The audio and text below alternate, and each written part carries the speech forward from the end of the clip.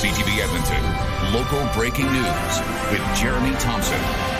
Given the amount of feedback that they've received, I'm not surprised that they're making a change, but it at the same time is a little bit surreal that one little video had such an impact. Tonight on CTV News, a WestJet walkback. The airline is removing its new densified seating after pushback from passengers. Good evening. Thanks for joining us. WestJet is reversing course on its new seating setup. The airline says feedback from passengers and staff about the new seating inspired the move. It comes less than 2 weeks after an Edmonton woman shared this video showing her parents squeezing into their economy seats. Dad, can you just straighten out your legs there? Impossible. Amanda Schmidt and her family were on a flight from Edmonton to Toronto and were surprised to see how close the rows were to each other. Schmidt says she took the video because she found the lack of legroom comical. WestJet says the so-called densified seating was brought in to give passengers cheaper ticket options. In a press release, the CEO now says, as entrepreneurial airline founded on making air travel affordable to Canadians, it's in our DNA to try new products. At the same time, it is just as important to react quickly if they don't meet the needs of our guests. This is the best outcome we could have hoped for, and it wasn't on my 2026 bingo card to be a initiator of plane seat changes. I think it was definitely in their best interest to listen to the people. Schmidt says WestJet has not reached out to her about the video. The reversal means 22 WestJet planes will have one row of seats removed. The timeline for that work is still being determined. Well, the Alberta government has launched an online dashboard to share information about surgery, wait times, and certain screenings. It will eventually expand to include primary health care data and information on assisted living, addictions, and mental health. The dashboard was one of the measures the provincial government said would be coming to help improve the system. Emergency room physicians have called for the province to declare a state of emergency to deal with system pressures. While Hospitals Minister Matt Jones says that won't happen, Dr. Paul Parks was pleased to hear they're aware of the problems. They acknowledged that this was, we weren't crying wolf, that it really is difficult and it is really hard to give safe and timely care. So we need to do all the short-term mitigating strategies that we've done in the past that will work. And we have to show Albertans, they're accountable. Parks says he's glad the government is working on a long-term plan for Alberta's healthcare system, but the short-term relief still needs to be proven. Edmonton Fire Rescue is reminding people to dispose of lithium-ion batteries the right way. It comes after emergency crews battled 2 different apartment fires caused by e-bike batteries. CTV's Nermanisa reports. Twice this week, Edmonton Fire Rescue Services has had to deal with an apartment fire caused by an electric bike battery. At least one person was injured. So over the last few years, as lithium-ion batteries become more of a common part of our day, we have seen an increase in fires with these batteries as the cause. Items like cell phones, laptops, watch batteries, and vapes all use a lithium-ion battery. If the battery becomes unstable, it can overheat, explode, and even cause a fire. In 2025, we investigated 8 of these fires. While that number appears small, these fires are extremely dangerous to people and property and can cause challenges for our crews. Edmonton Fire says there are several ways to stay safe. Do not charge devices overnight and any longer than necessary.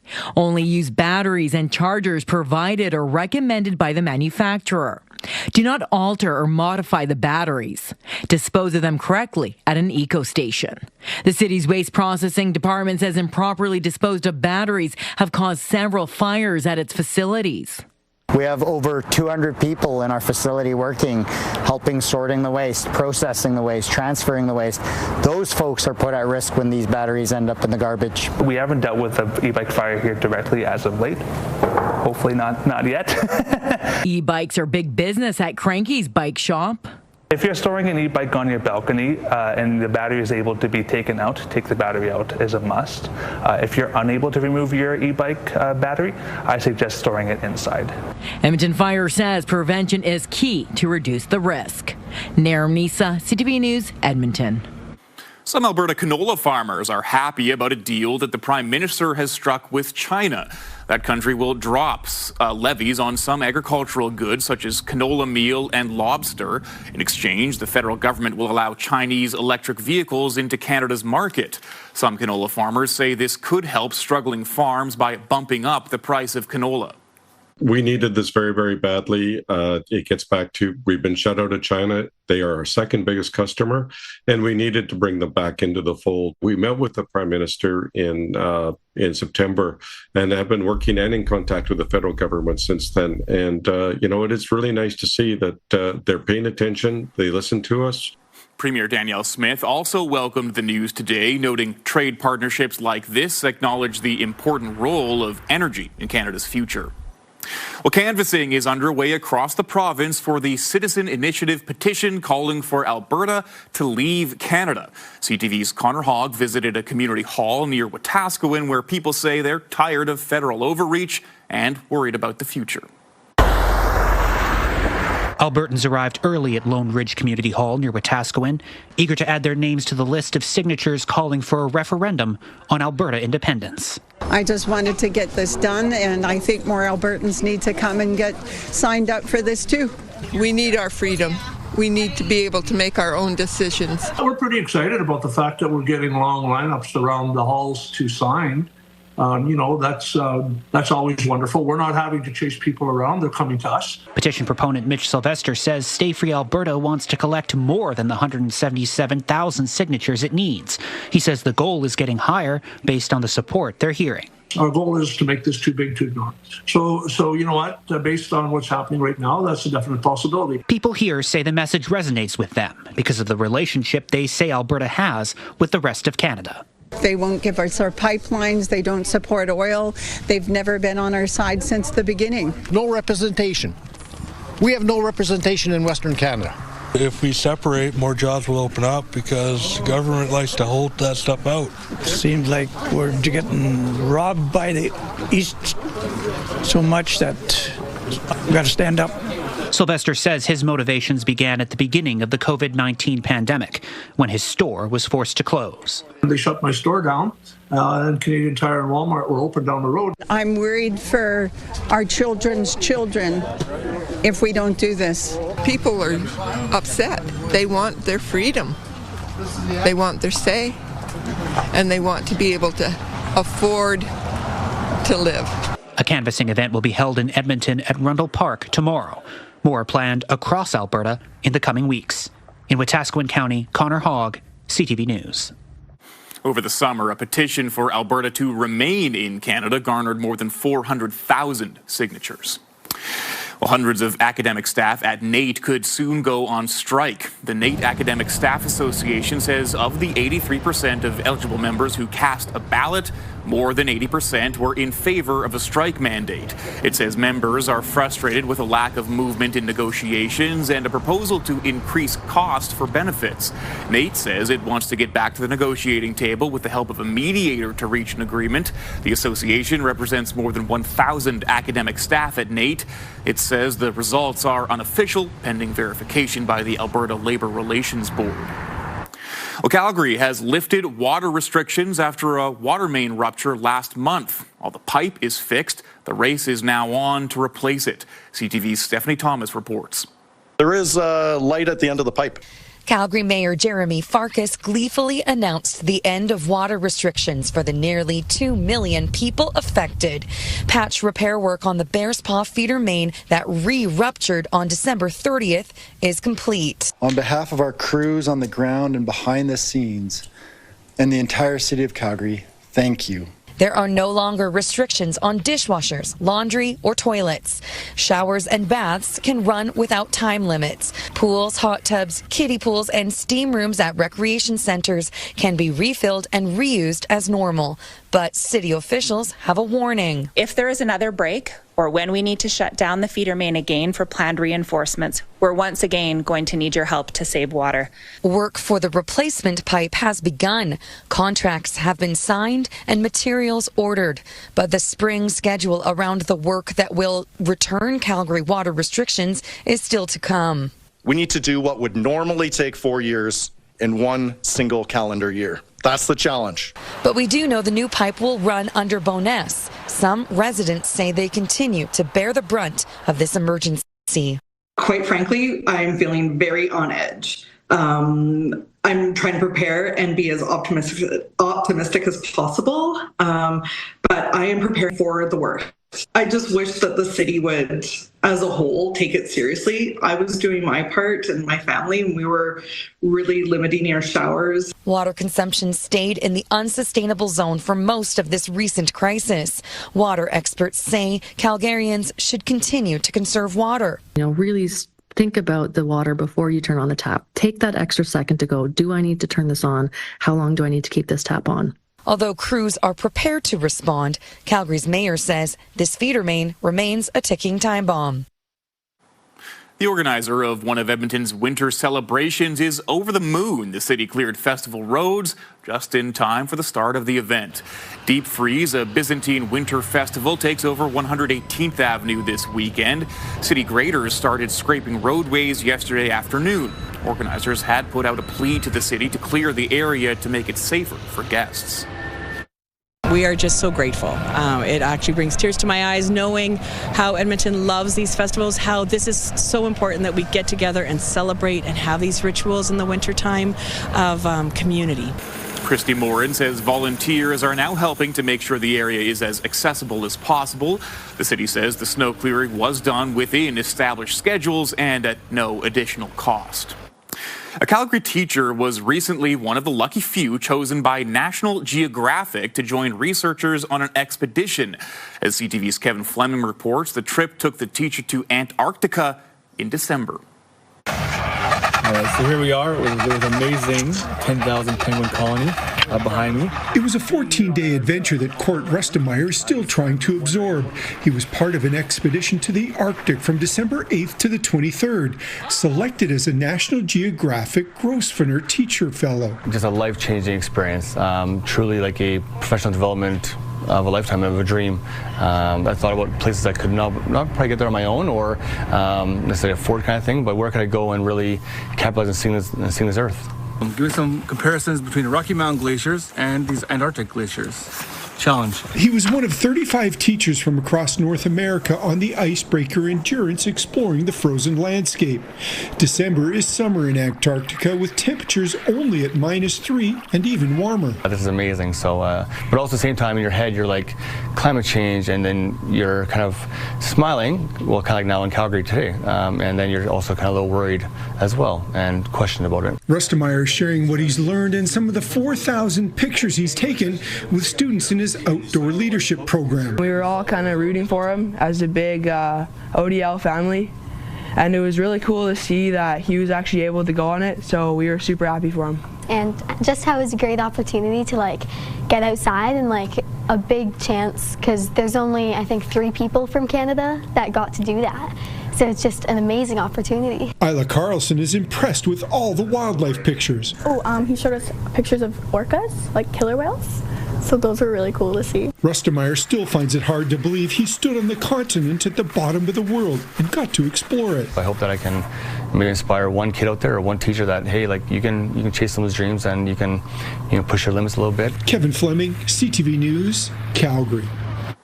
200 people from across Western Canada will be in Edmonton next weekend to play pickleball. The tournament supports Canada's first facility for lung transplant patients and their families.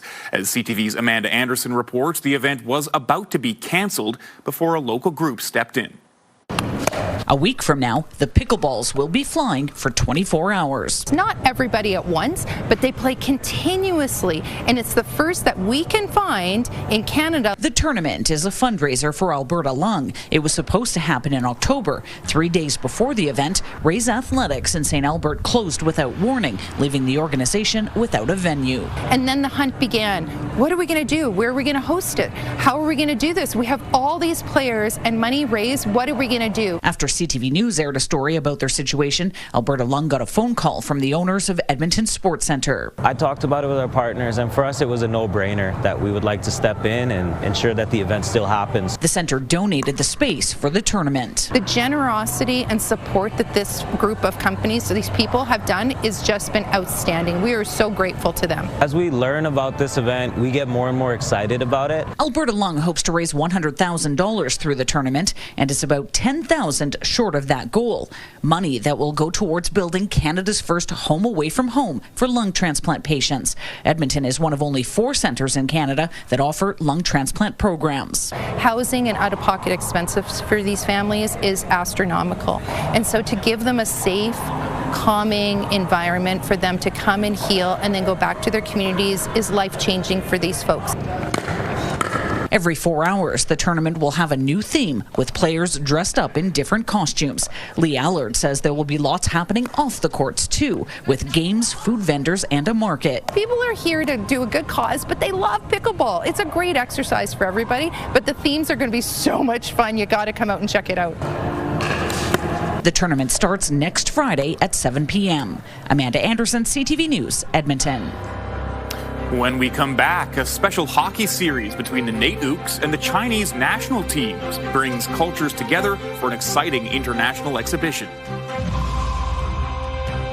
It was definitely a shock for us. You know, not every day you get to play a national team, and it's good exposure for us as well. Good evening, folks. -3, your daytime high. We'll get one more really warm and sloppy day tomorrow, and then a cool down starts to kick in for Sunday and the rest of next week. I'll tell you how much colder it's going to get in just a few minutes. Connor McDavid's career-high point streak has come to an end. McDavid had scored 46 points over his last 20 games. The streak ended last night when he and the Oilers were shut out by the New York Islanders 1-0.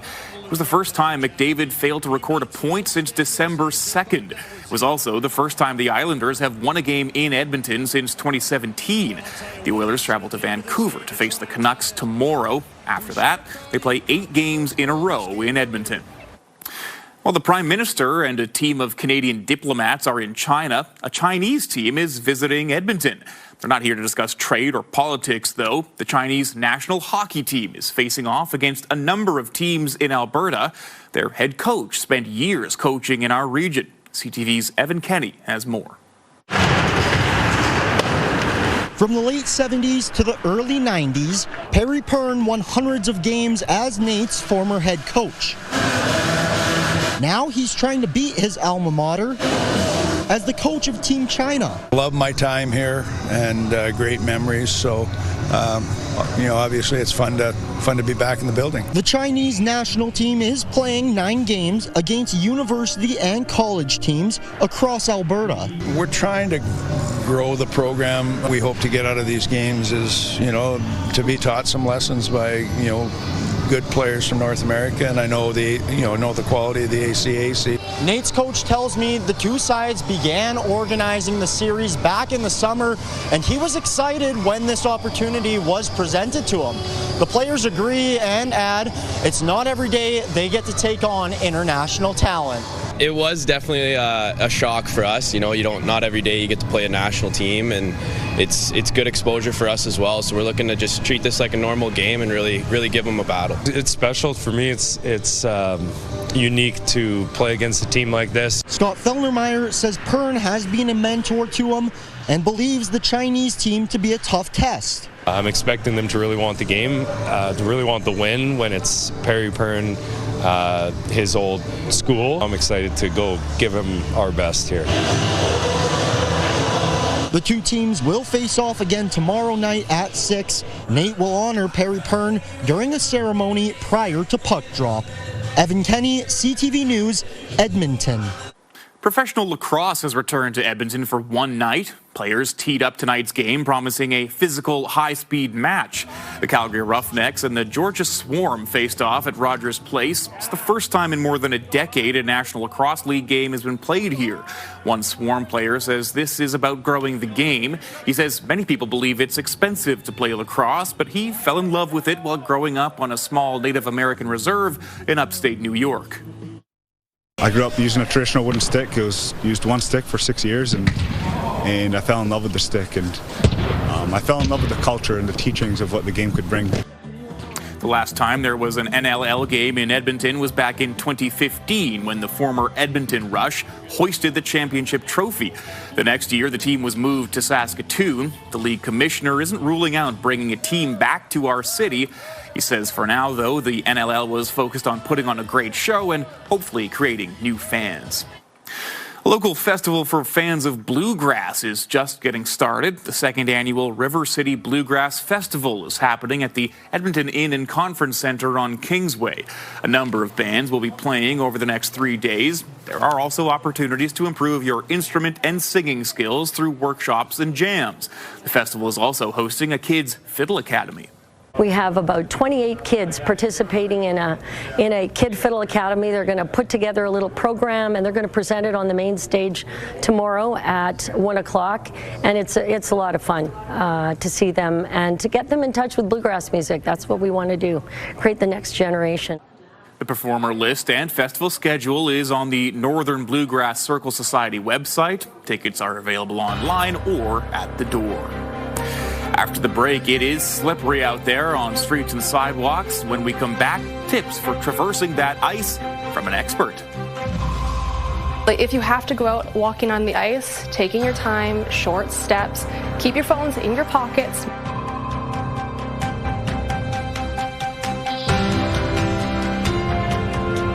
Coming up on your morning Monday, some say kids seem more dysregulated right now because of bad parenting. We're joined by a child psychologist who says that's wrong, and we'll talk about what's really to blame. We'll see you at 6. Your Morning Edmonton, weekdays. Programming brought to you by James H. Brown Injury Lawyers, the heavy hitters of injury law.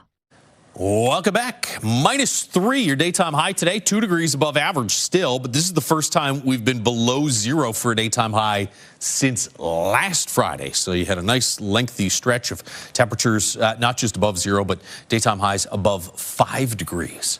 We should be back into that territory for tomorrow as we get some warmer air sucked in south of this low pressure system. You get some snow across parts of the northeast, maybe a little rain snow mix there, back further to the northwest in the high level region. The sunshine for the Edmonton region areas to the south, it'll be there for the first half of the day, but watch the cloud cover on the backside of this low spill in from the north, and the wind will pick up tomorrow afternoon. So our daytime high likely comes somewhere between noon and 2 p.m. After that, temperatures will start to tumble and wind to be gusting to about 40 or 50 kilometers per hour, not only tomorrow afternoon, but right through Saturday night. I think it'll be much calmer on Sunday, but colder as well on Sunday as another Arctic high drops in. Again, coldest air with that, just like today, is going to be in northeastern Alberta, but we'll go from about 6 or 7 degrees for a high Saturday to around -5 for the high Sunday. Little bit of a rebound there Monday, Tuesday, and then look at this drop in temperature. By the end of next week and next weekend, -15 to -20 range for daytime highs. Should be around -4 tomorrow morning in the Edmonton area. We'll see daytime highs tomorrow around -3 in Fort McMurray. Big warm up from the -17 you had today. 3 degrees on the other side of 0 in Grand Prairie. Whitecourt and Edson get to about 7 or 8 degrees, and 6 in Red Deer with mainly sunny skies. Sunshine in the morning, clouds in the afternoon, windy in the afternoon, and about 7 for a high tomorrow in Edmonton. The record is 9. I think that's safe. -5 Sunday, -1 range for Monday, Tuesday, with a chance of a few flurries on Tuesday, and then the real cool down settles in by the end of next week. That is your forecast.